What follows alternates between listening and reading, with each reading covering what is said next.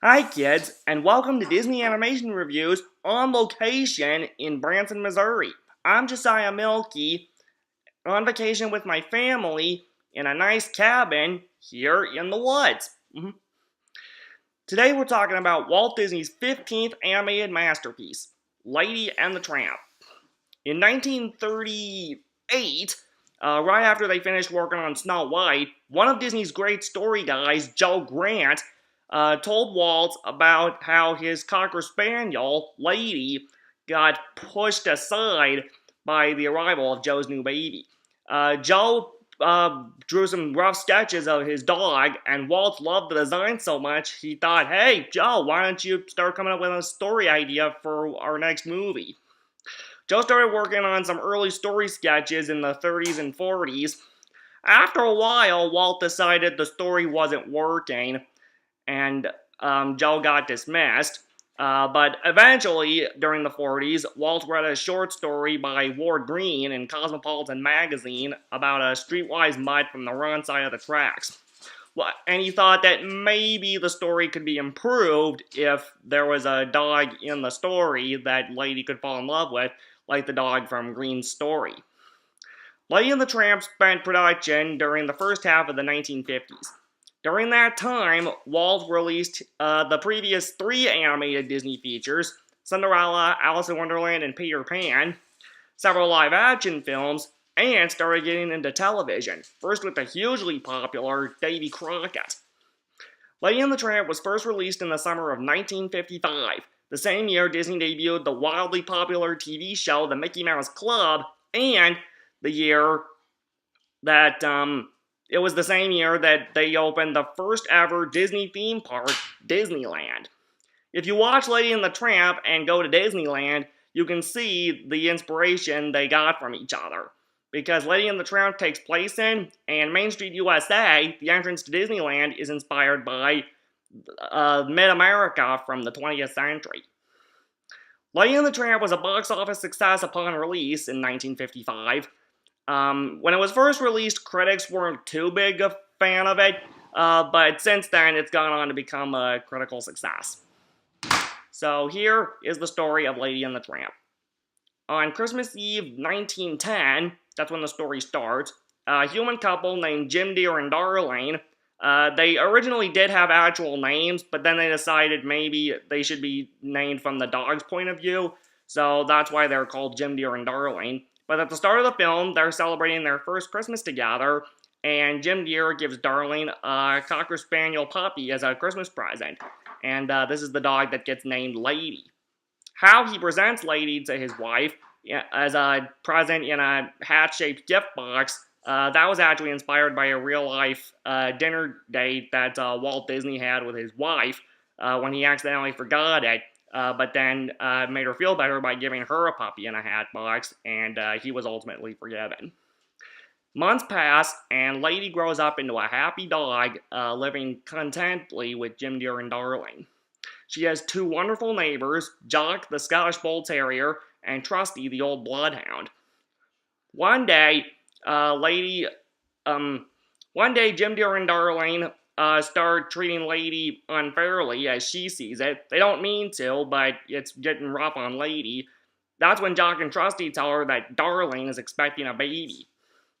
They think they know what babies are, but a streetwise mutt named Tramp shows up saying that babies will do nothing but wreck Lady's happy home, because dogs will often get shoved aside by new babies. Lady fears what Tramp is saying is true, but after several days, when the baby is born, Jim Deere eventually takes Lady into his and Darling's room so she can see the new baby and that he's actually nothing to worry about. A few days later, however, Jim Deere and Darling go on a trip, leaving Jim's Aunt Sarah to take care of the baby. Aunt Sarah treats Lady harshly, and her two Siamese cats are even worse. They do have this catchy little song they sing, as they proceed to wreck stuff in the living room. But the weird part is, everyone regards them as the main villains, but after their introductory song, they're gone for the rest of the film. And it's hard to say that they're the villains if they only have that one scene. After they make a mess of the living room, however, and pin the blame on Lady, Aunt Sarah takes Lady to the pet store to get a muzzle, but Lady runs off after they get the muzzle on, and this is where she meets up with Tramp again. They sneak into the zoo where they get a beaver to get the muzzle off Lady, and then they walk around town relating stories to each other. Turns out they have more in common than they think. Sometimes they get mistreated by humans, but that's the difference between them is Lady has a cushy lifestyle with humans, while Tramp has no home or family. He just goes around from place to place spending for himself. They, of course, have their romantic dinner at Tony's restaurant, where we get the iconic love song, Bellante. But then the following morning, Lady accidentally gets taken to the pound and discovers Tramp has had a multitude of girlfriends, and this is where Peg, the female dog, and her friends sing the song He's a Tramp, and we see how the story goes from there. Whether Lady and Tramp make up, and the big climax where a rat gets into the baby's nursery, and Lady and Tramp have to save the day and prove to Aunt Sarah that dogs aren't all that bad. My grandparents used to own a VHS copy of Lady and the Tramp that we inherited. I'm sorry, will you excuse me for a moment?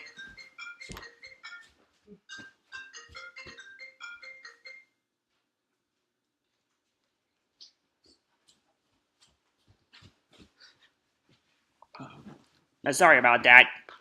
Anyway, as I was saying, my family and I own a VHS copy of Lady and the Tramp that was previously owned by our grandparents. It was one of the first films that my granddad saw. It's a classic animated Disney film. I'm a sucker for animal movies. Anything with dogs, for some reason, has always gotten me. Lady and the Tramp is a great example. You've got great characters, great songs by Peggy Lee and Sonny Burke. Peggy herself actually sings a bunch of these songs because she voices several of the characters. Peg, the female dog from the pound, Darling, Lady's female owner, and Cyan, the Siamese cats. The Siamese cats have drawn controversy due to Asian stereotypes, and also because some people say they're the villains, but they just have that one son and then they're gone. So it's hard to tell who's really the villain, if it's the cats, if it's Aunt Sarah, or if it's the rat at the end. No matter how you see it, Lady and the Tramp is a classic animated Disney film. I've watched it quite a bit. It's probably not one of my most favorites, but it's definitely a favorite of mine. If you haven't seen it, definitely check it out. It was also the first animated Disney film released in widescreen. Previous animated Disney films had been done in full screen, but Disney got really interested in widescreen filming at the time. Lady and the Tramp was the first animated Disney film released in what they call CinemaScope. That was a widescreen technique that was fairly new at the time, and so Lady and the Tramp was the first animated Disney film released in CinemaScope, which led to some more widescreen Disney films being released in later years. Overall, Lady and the Tramp is a classic through and through, with great characters, great songs, a great story, and a great lesson that we shouldn't judge others before we get to know them. And it's good to try new things, like when Lady tried being a street loose and collar-free dog with Tramp. She enjoyed it, but also taught Tramp that home life isn't so bad either. If you haven't seen Lady and the Tramp yet, definitely check it out. You'll love it. So let's talk about the film's home video release. Lady and the Tramp is one of the latest films in the Walt Disney Signature Collection series on Blu-ray and digital. It came out earlier this year. There are 3 versions of the film on the Blu-ray. There's the original theatrical release, Disney's Song Selection version, or a sing-along version, where you can watch the movie and sing along with the songs with the words at the bottom of the screen, and a version called Inside Walt's Story Meanings. Similar to the one on Bambi, the Inside Walt's Story Meanings has some of today's Disney's artists and animators reenacting story meanings that Walt and his team had while they were making the film. There's also old and new bonus features like deleted scenes, a new feature on Walt and his dogs, a new fun facts feature, and an introduction from Walt's daughter, Diane Disney Miller, where she remembers what a great guy her dad, Walt Disney, was. Lady and the Tramp hasn't spawned much of a franchise, but nevertheless, it did have a continuation, a direct-to-video sequel, Lady and the Tramp 2: Scamp's Adventure, released directly to video and DVD at the end of February 2001. This was Disney's first time doing a direct-to-video sequel to one of their classic animated Disney films, because previously all their previous direct-to-video efforts were sequels to Renaissance-era films like Aladdin and The Little Mermaid. But Lady and the Tramp 2, Scamp's Adventure, is their first direct-to-video sequel to one of Walt's classic animated films. Centering on Lady and Tramp's son, Scamp, spoiler alert, Lady and Tramp get together at the end of the movie and have puppies by Christmas. In the sequel, their son Scamp, voiced by Scott Wolf, is the protagonist, wanting to be footloose and collar-free. He runs away from home, meeting up with a pack of street dogs called the Junkyard Dogs, who try to have him prove himself that he has what it takes to be a junkyard dog.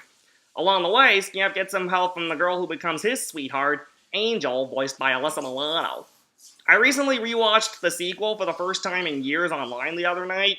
It's not as good as the first one. The animation is definitely better than the animation we get in most direct-to-video follow-ups, but the story is a little more than a rehash of the first movie, and the voice acting is adequate, but not all of it fires on. Lady and Tramp in the first movie are voiced by Barbara Luddy and Larry Roberts. Here they're voiced by Jodie Benson and Jeff Bennett. I love Jodie's work, but Lady and the Tramp 2 is not one of her best efforts. And the songs aren't that good either. Little kids will enjoy the sequel, but otherwise, forget it. I hear Lady and the Tramp, the original, is going to get a live-action / computer-animated remake on Disney's online streaming service debuting next year. And if so, it's directed by Charlie Bean, a longtime story artist and animator who directed the Lego Ninjago movie last year. I don't have that much information about it other than I know it's supposed to be released online next year, and I know the director. But for now, just enjoy the original animated Lady and the Tramp, watch it with friends and family, and have a good time. Lady and the Tramp is a classic through and through, and you will definitely enjoy watching this one. Yep, this one is another winner in the pantheon of Disney classics. Until next time, remember, when you wish upon a star, your dreams come true.